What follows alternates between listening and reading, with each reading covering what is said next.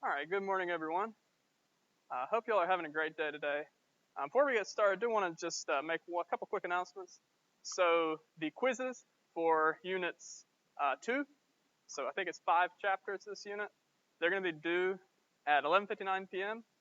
This coming Tuesday. So if you want to go ahead and knock them out, you certainly can. These are the quizzes that are in Canvas, so they shouldn't take very long to do. I don't think the last ones took particularly long. Just make sure you do them right the first time because there's only one attempt. I will drop the lowest quiz grade, so if you do poorly on one, it's not going to affect you. If you do poorly on more than one, well, it will, but that's going to come at the end of the class when I do final grades, so don't worry about that for now. We will be covering a lot of stuff that I would recommend, and I don't require this, of course, but I'd recommend that you write down. So does anyone need paper? Like I said, I'm just going to leave the paper right there. If anyone needs it, feel free to come get it at any point. So today, we're going to be talking about diagramming for databases. And specifically, if you remember last class, we skipped a little bit of the content. This class is going to be all about diagramming. So I'm going to cover these terms, and if something isn't clear, please let me know. I'm happy to explain things in another way. I'm happy to explain things again. If I say anything that's kind of crazy, let me know, because I didn't get a ton of sleep last night, so I'm certainly happy to clarify anything should the need be. So today, like I said, we're covering the ERD. And what an ERD is, it's an entity relationship diagram. So as the name would imply, it's going to be a diagram that is going to have various entities, and it's going to show the relationships from one entity to another. Now the first question to ask there is, what is an entity? Well, an entity is simply going to be the table inside of a database. So it's going to be something specific. Typically, it's going to be a noun. So a good example of this could be a person. You have a person entity. And then you need to know information about people.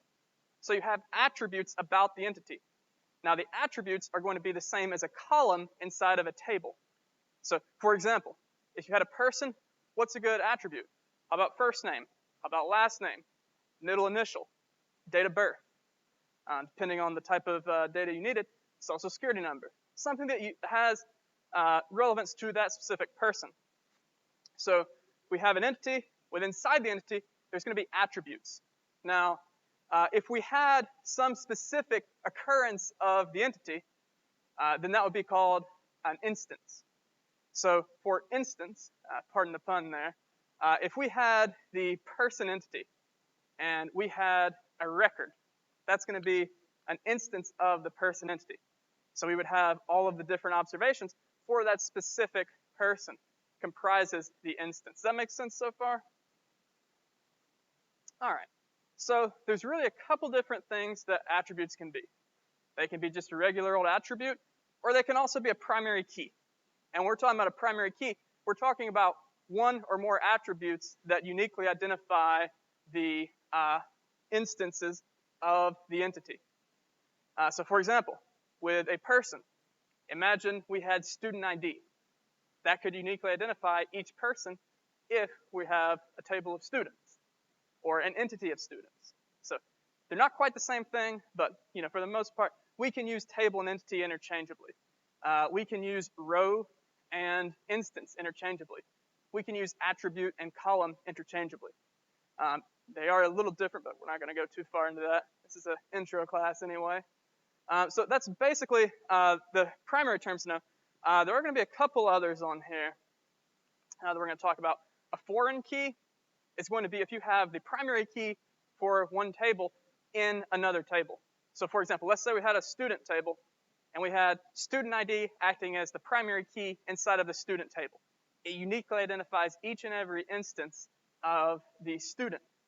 And then imagine we had student ID inside of, let's just say, a registration table. That would be a foreign key because it's the primary key inside of the student table. So now things can be both a primary and a foreign key, and regardless of whatever they are, if they're a primary key or a foreign key, they're also still attributes. So don't get too confused on that. Something could be both an attribute, foreign key, and a primary key all at the same time. And then, of course, we talked about entity relationship diagrams. Let's go ahead and take a quick look at one, then we'll go back to the previous slide there. So as you can see, the entities are going to be the nouns, and they're going to be represented by the boxes. So you have the large boxes, and then within inside of these, each of these elements here, we have course, for example, course name, course number. Those are both going to be attributes of the course entity. And on this particular nomenclature, we see that the asterisk represents a primary key. So in this case, what's the primary key? Sort of a trick question. It's a composite primary key where we're using two actual attributes to form the primary key. So the primary key is course name and course number in this specific course entity here. Not to be too confusing, but there are different ways to represent the different, the same thing inside of an ERD. There's not really a standardized way to do it. So, you can certainly see the asterisk, and that could certainly represent the primary key. That's certainly a very common way to do so. Another common way to do so would be underlining. You can also, of course, go through and actually do a PK or a P beside it in some sort of a character of some sort. So there's lots of different ways to do it. Just make sure you're being consistent with inside of a diagram. Now, kind of regarding the diagrams for this, of course, it's multiple choice. So you're not going to be drawing any of these from scratch. You will be reading them. You will be getting information from them and answering questions like that. So let's go through there and talk about the relationships. And spoiler alert, the relationships, of course, are going to be represented by the various lines. So first, we can have a 0 to many relationship. So what this means is that there is going to be a minimum of 0 and a maximum of 1 instance of this specific relationship. Then we have 0 to many. It means there's no minimum amount of instances that can occur, but there is no maximum either because it's infinite. Many is going to be the same thing as saying infinite.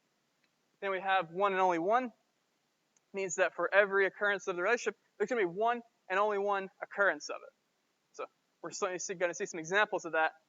We have 1 to many, as the name would apply. Minimum of 1, maximum of infinite. There is no maximum. Kind of going beyond this, we're not limited to just 0 or 1 for the max and min. We can also use n, where n represents any sort of integer. So a good example of this could be maybe we want to have a minimum of 5. We could do 5 to infinite. I don't know why you would, but there could be a case where that would be logical. So you can always denote that just by having the actual number present. And then lastly, we have many to many. And this is a type of relationship that we, generally speaking, want to avoid.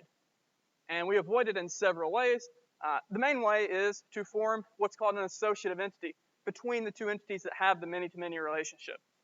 So for example, let's say that student takes many courses, and courses are taught by many, or not taught by many students, taken by many students.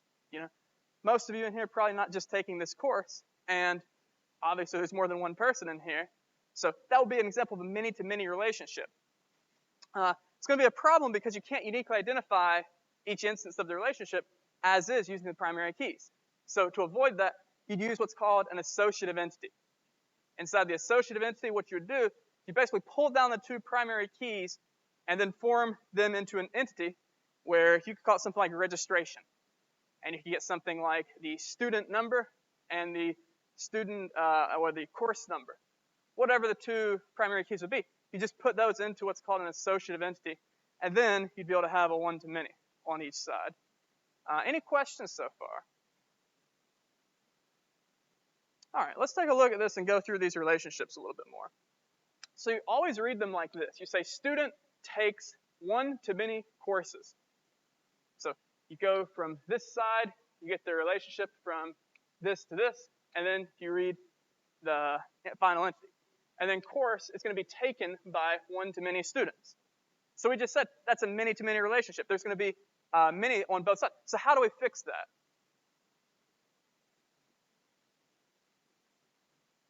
What we would do is we would literally just take a new entity, we'd form it somewhere like right here.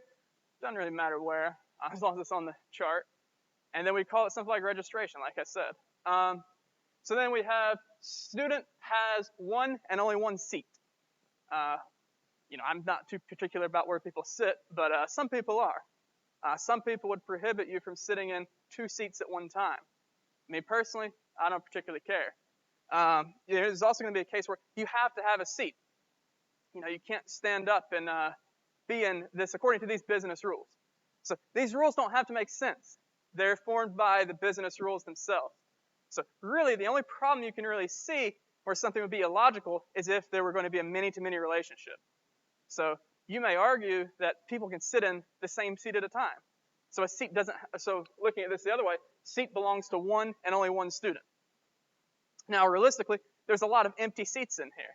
So in our case, we'd probably want to have that be a zero to many because a seat doesn't inherently belong to someone. And, it could even be the case where it belonged to multiple people. But we're going to keep things nice and simple and say that there's a maximum of one person the seat belongs to at any given time. And if that's the case, that means it can't be two people sitting in a seat at once. That's something that I probably would have to do something about. So luckily, it's never anything I have had to do anything with. But that's how you read these. Is that making sense so far? So again, just make sure that you do that. Let's go through the rest of this, though. I think this is an important exercise. So instructor teaches one-to-many courses. Does that mean that an instructor has to teach a course? In this case, it does. Is that logical to say that an instructor has to teach a course? I would make an argument it's not. Other people may disagree. Again, this all comes from business rules. The only thing you're determining is there a presence of a many-to-many relationship? If there is, you solve it with an associative entity. So you see, course is taught by one and only one instructor. So in this case, we're only having the course be taught by one person. It means there must be someone teaching a course. You can't teach a course yourself. And also, it means that there can be no examples of two instructors teaching a course. So one and only one instructor.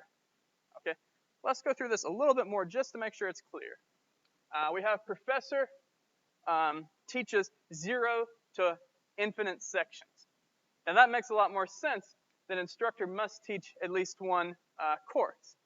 So just kind of an aside here, I didn't create this chart, I found it online. Then we have section is going to be taught by one and only one professor.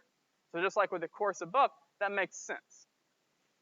Okay, and then lastly, we have class has one and only one section, but a section has one-to-many classes. Now that really doesn't make any sense. Like I said, I didn't create this, but that's how you would read that. So basically what that's saying is that a section is going to be only one thing. Any questions so far? All right. So we're going to actually go through these and actually draw these out together. So this is the part that I recommend that you take notes on. You don't have to, of course, but I'd certainly recommend it. So let's go ahead and do these. We're going to start off with employees. I think most people are probably familiar with employees. All right. So right off the bat, I like to start with just getting an entity on there.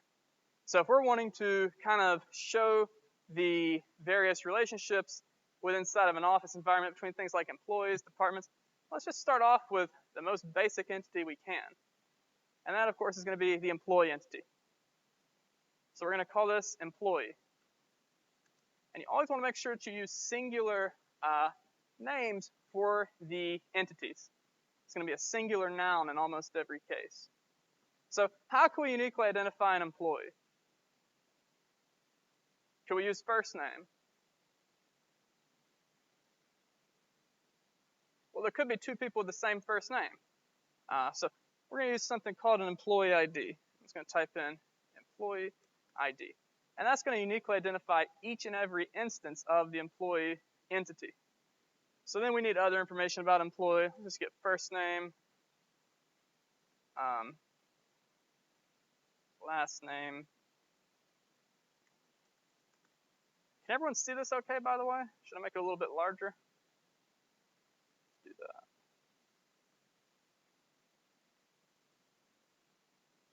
I think that's a little bit better. And then just really anything you need to know about the employee. So we're going to need date of birth.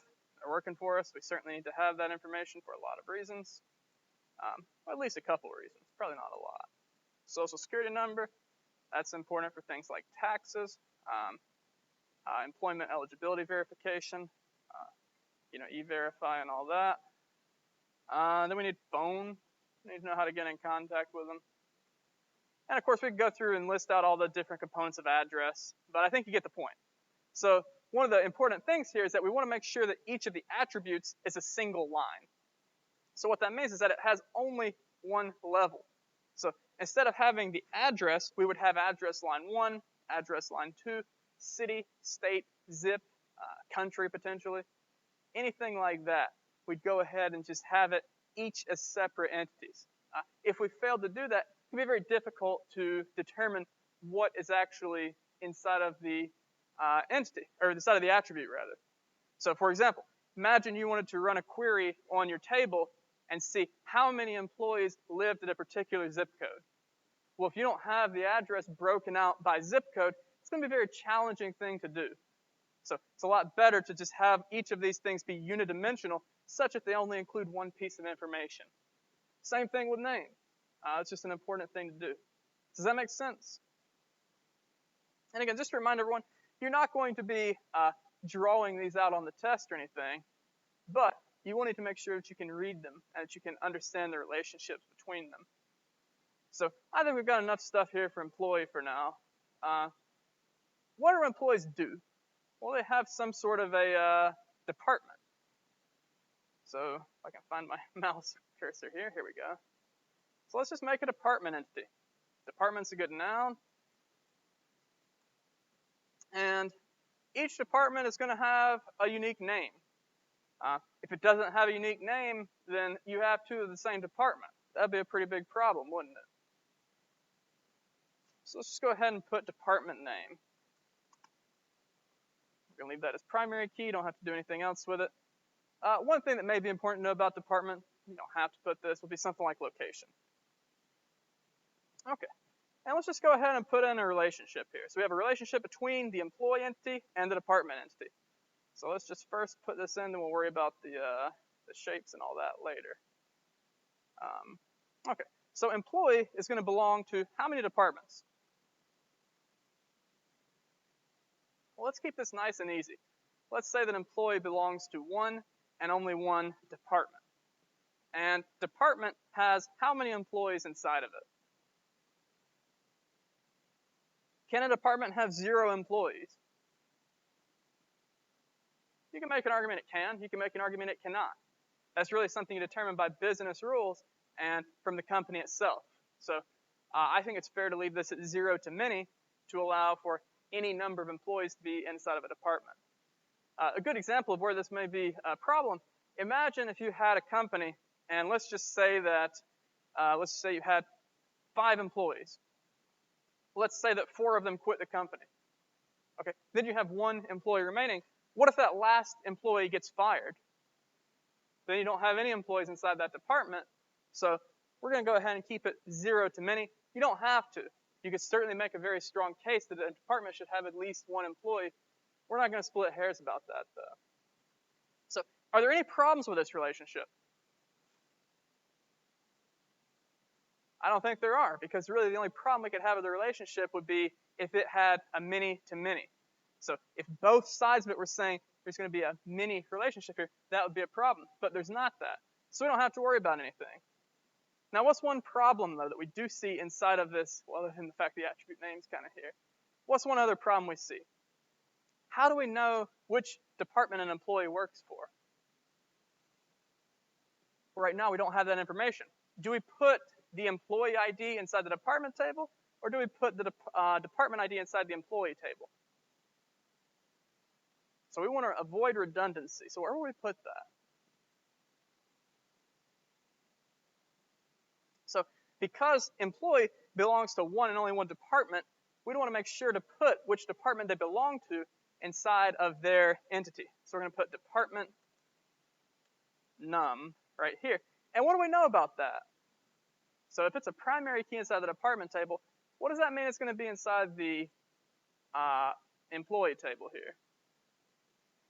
It's going to be a foreign key. That's exactly correct, because it's the primary key within inside of another table.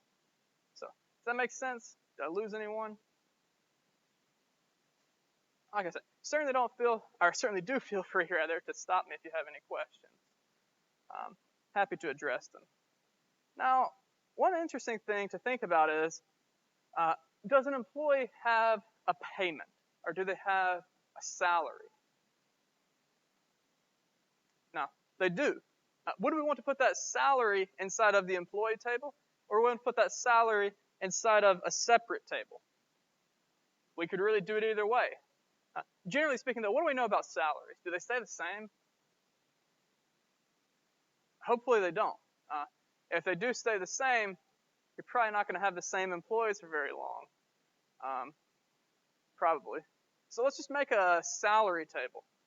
Because we don't want to update something with inside of a specific table. We want to update the entity as a whole. So let's just create a salary. And we can just use whatever ID we want. I'm just going to call it sal ID to uniquely identify each instance of the salary entity. So we're just going to leave that nice and simple. And then, of course, we need to know who this salary belongs to. So right off the bat, we need to make sure we put in the employee ID. And again, like we said before, because this employee ID is the primary key inside the employee table, what does that mean we're going to do with this guy? Make it a foreign key. So we can really put a lot of different information in here as well. Anything we wanted to. There's no limitations. Important things to put in here would be salary amount. And of course, we need the salary amount because that's the whole point of having this entity in the first place, is to know how much a particular employee makes. Now here's another thing I didn't mention before when I said you could put the salary inside of the table. One of the main reasons you wouldn't do that is you'd have redundancy. So imagine you had an employee and they get a new salary. So you either lose what the previous salary was, which could be a big problem from an accounting standpoint, or you would have multiple instances of the same employee, which would be a big problem because the employee ID doesn't change. So instead, we're putting this inside of a separate thing. We're going to put a begin and an end date inside of the salary, so we know specifically what someone's salary was at any given time. And we can simply run a query to say, for the current date range, whatever we want to have, that is this person's salary. Does that make sense? All right. So it's really straightforward. All we have to do is come down here, add in a couple attributes, and I'm just going to call this first one begin date, show when the salary began, and then end date. And end date, of course, could be a null value because it's very possible this could be the current salary. So to determine whether a salary is current or not, you can just see whether that variable right there is going to be null. So if it's null, it means that it is whatever they're currently making. So does that make sense? All right. So we know that this is going to be uniquely identified by salary ID, and we also know that it has one and only one employee associated with it. So what does that tell us right off the bat there? So it tells us that we've got a one-to-one going from salary to employee, but from employee to salary, they're going to have a minimum of one salary, because if they don't have a single salary, they're not an employee by definition. So they have to have at least one salary to be considered an employee. But they could have more than one salary. So that means that from employee to salary, that's going to be a one-to-many relationship. So I'm just going to come here and I'm going to change this symbol to one-to-many. Okay, so does that make sense to everyone? So we've got this employee table. Employee has one-to-many salaries, where the salary would have a start and an end date associated with it. And then we have salary has one and only one employee associated with it. So a little bit confusing, but let me know if there's any questions. Now, we're not quite done yet, although we could be. We could also add in a position. So imagine you want to give someone a title. You could certainly do that. So let's call this position.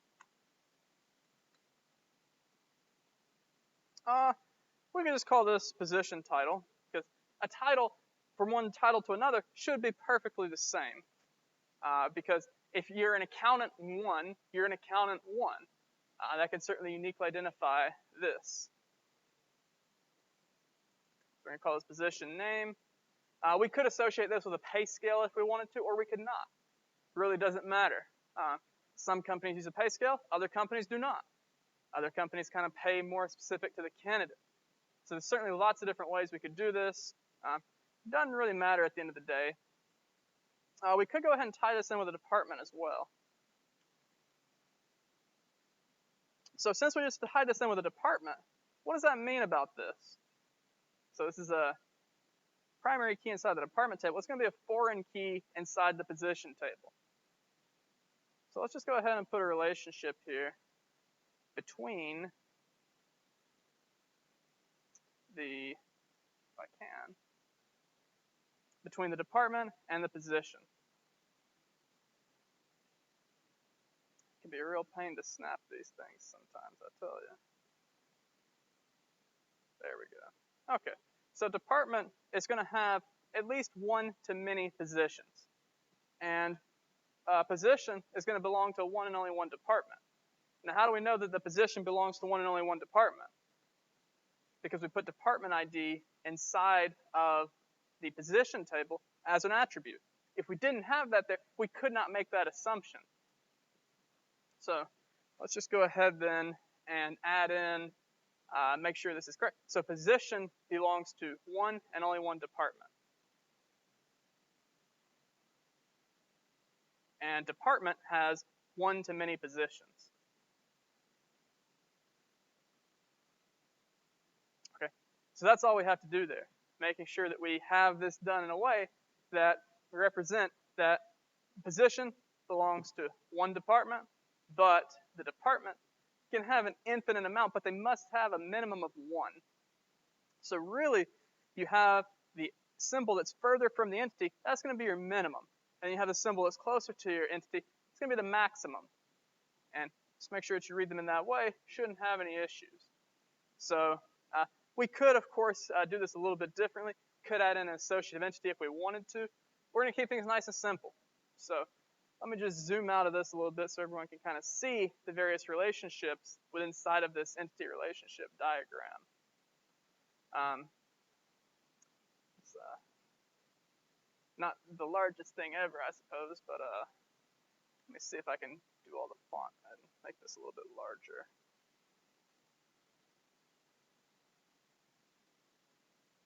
It's a little too large. There we go. Is that better to everyone? Probably should have done that at the beginning. But yeah, so basically, this is what we're going to see here. Any questions about this entity relationship diagram? Everyone know how to read it? All right. That's certainly a good thing. Let's do one more. So we're going to do one more little entity relationship diagram here, just to make sure that everyone's on the same page with this.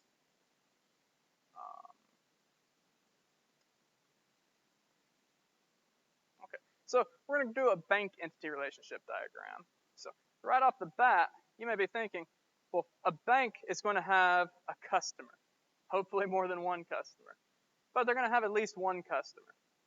And a customer is a good noun, and it's a singular noun, so we're just going to go ahead and plop down a customer entity to start things off. Okay, and so how can we uniquely identify each customer within inside of a bank? So we can make a customer ID. That's going to be the most straightforward way. You could also customer number. Doesn't really matter. Let's make sure you're consistent with it. So customer ID is going to uniquely identify each instance of the customer. Then, of course, we want to get all the same information as before. Things like cust first name.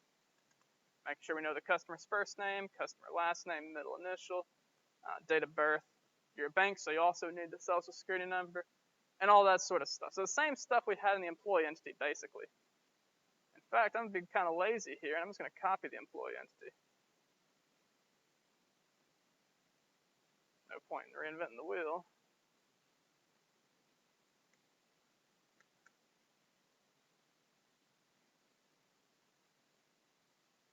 And we're just going to change it a little bit. So call it customer, and then call it, for the primary key, instead of using employee ID, we're just going to change this to cust ID. Okay. So we've got a nice little entity here to represent our customers. but we're a bank. Do we just need to know information about our customers, or do we need to know other sort of information as well? Well, we're going to need to have some account information. So, there's going to be various accounts. So right off the bat, let's just go ahead and add in an account entity. And one of the most important things about the account to uniquely identify each instance of it, of course, is going to be the account number. So each account is going to have some number. That number is going to uniquely identify each instance of the account. Okay. Then we're going to need to have the account type. That's going to be something like checking, savings, credit card, loan, whatever kind of account we want to call it. We're going to have some sort of account type to have whatever information we need about the account. Then we need to have maybe a starting balance. Now, why don't we put current balance inside of the account entity? So we're going to put the starting balance. Why not the current balance, though? What's the problem with doing that? So if you did that, you'd really have no idea what your transactions were. Either that, or you would have a huge amount of redundancy, both of which would be a big problem for a bank. Imagine how many transactions people do in a year, and then imagine that for every person at the bank, and then imagine that businesses do even more transactions. So it'd be pretty messy to have all that information repeated, or to lose all that information. So we're going to use starting balance here. It's whatever the account had at the beginning. And then we're going to have maybe some other attribute associated. We could do something like maximum withdrawal. Although one of the problems with doing something like that is that that could be something that may not be relevant to every type of account. So generally speaking, you want to avoid having any sort of attribute be filled with a bunch of null values, if at all possible. It's not always going to be possible, but you want to try to avoid it. So we're just going to assume that information is going to be held constant inside the account type attribute here. Does that make sense? All right, so let's just go ahead and put in a relationship between the customer and the account entity. So we have a customer entity, and we have the account entity. So how many accounts can a customer have? Can a customer only have one account with a bank? They can have more than one. How many accounts can, how many customers, rather, can an account belong to? So account belongs to could be one, but in a lot of cases we could see examples of joint accounts. Maybe a married couple may share a joint account. Could also be a case where you have a business account that has multiple customers associated with it. A lot of different reasons in the financial services where we may have an account belonging to not just one single person. So this is a many-to-many relationship. What are we going to do about it? So we can't uniquely identify each instance of this relationship right now. So there's one word that I said, or two words actually, I guess. We're going to form an associative entity. So let's see what this looks like in action. So the problem is right now we cannot, we have that many-to-many, can't uniquely identify each instance. We're going to make a customer account entity. So we're just going to call this cust account. And like I said before, all we have to do is grab the two primary keys, or grab the primary keys, rather. It could be more than two primary keys, with whatever tables we're having the associative entity with. In this class, we're going to keep it nice and simple. We're only going to use a two-way associative entity, but I've even seen up to six-way associative entities where the associative entity forms a relationship between 6 different tables. So I'm going to keep it nice and simple in here. This isn't really a data modeling class or anything. So we're just going to call this cust ID, and for the next one, we're going to call this account number. Okay, and let's go ahead and move this thing down, a little line right here. We don't really need any other attributes because all we're doing is forming the associative entity. And we know that customer ID is a primary key, and it's also a foreign key inside this table. We also know that account number helps form the primary key, which means the primary key for the customer account table is going to be a composite key because it's comprised of more than one attribute. Account number, of course, is also going to be a foreign key. All right, let's just go ahead and form these relationships here.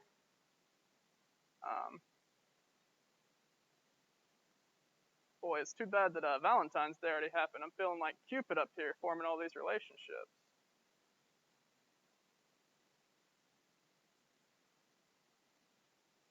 All right. So now customer account, because it has customer ID as a primary key, it's going to have a one-to-one relationship with the customer table.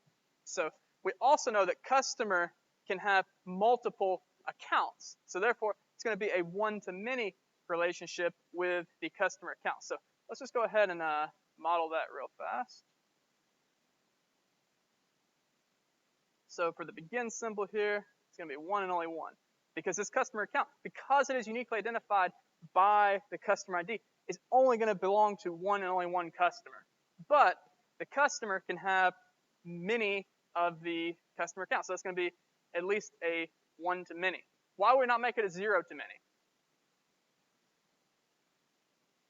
So if we made this a zero-to-many, it will mean that we'd have information about customers who didn't have access to any accounts. By definition, that's not a customer. So we're just going to call this one or more, or one-to-many, and that's how we would do this.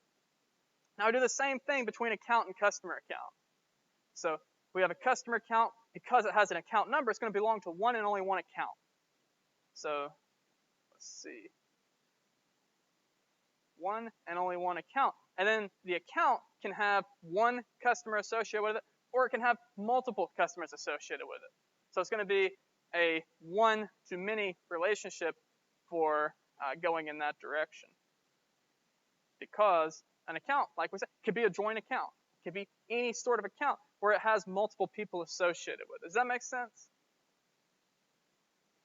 All right. One more little entity we need to add here. Right now, do we know what the current balance is of an account? Do we have any way at all to determine that? Unless it just happens to be the same as a starting balance, we don't. So what we need to do is we need to add in a transaction table to show when a account has a transaction.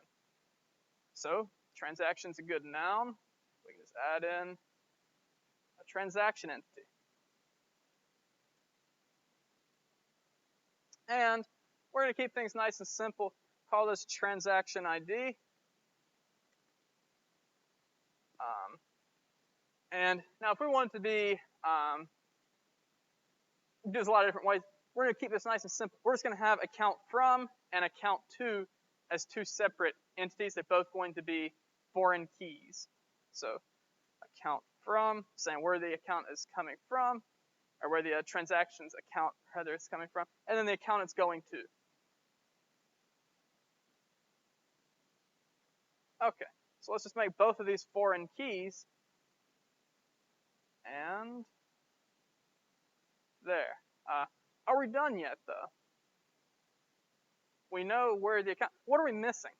One obvious thing we're missing. A couple things we're missing, but there's one incredibly obvious. We don't know what the transaction amount is. So we need to know how much is being transacted. So we're going to add in an attribute for transaction amount. Because if we don't know this, we have no way to use this data at all. Well, we could use it for some basic things, but we can't determine how much money's in an account. Let's just say that. So we're going to call this transaction amount for AMT. And now what we could do is we could certainly see for any given account, we could calculate what the balance is. But we're not quite done yet because we need to also know what the date of the transaction is. Because if we don't have that information, let's say you wanted to know what was spent from one date range to the next date range. Or I guess it'd be from one date to another inside of a range. That makes a lot more sense than what I said. You get the idea, though. If you need to know that for a specific date, instead of knowing what the amount was, you'd have to have the date of the transaction. So we're going to call this transaction date. And if we wanted to, we could also add transaction time. I don't think that's ever really needed, but it could be. Depends on if the business requires it or not. Okay. So you can kind of see here that we have, if I can get this to, there we go. a relationship between transaction and account. So transaction, we're going to keep it nice and simple. We're going to cheat a little bit and say it belongs to one and only one account. Technically speaking, it does belong to multiple accounts, but keep it nice and simple and just say that a transaction deals with one and only one account at a time, which is kind of true, but it's also kind of not true. So it really kind of depends on your perspective there. So we're just going to call transaction to account. Transaction deals with one and only one account. And then account is going to have, well, let's just say 0 to many transactions. Now, why do we say 0 to many and not 1 to many? If there's an initial deposit, why don't we want to count that as a transaction? Well, this is kind of a trick question. Wouldn't ask anything this tricky on the test, but the reason is because right here we have the starting balance. So the issue is that because that's already accounted for, we don't have to account that separately. Almost any account you open will require some sort of initial balance before it's recognized as an account, but because that's going to be an attribute already, we don't have to worry about that. So that's certainly going to be the case here. We could get rid of this, and we could just have it be a transaction. That's certainly something we could do, although we're not going to get too much involved with any of that sort of stuff. Any questions so far? Make this a little bit larger. All right. Well, that's really all we had today. I just wanted to make sure that everyone was aware of how to read and the basics of entity relationship diagrams and data modeling. This is just one approach. There are several other approaches. This is the only one that's covered on the exams, though. So, any questions? All right, hope everyone has a great weekend.